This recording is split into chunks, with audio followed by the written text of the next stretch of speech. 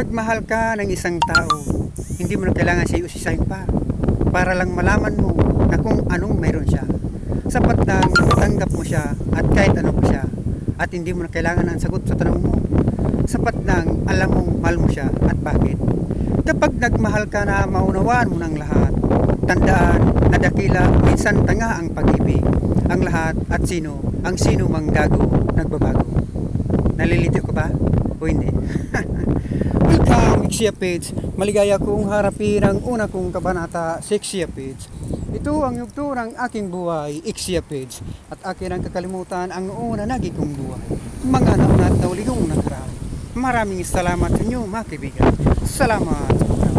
Salamat po sa manghang na panonood at pagtangkilik sa The Lobster Secret Love.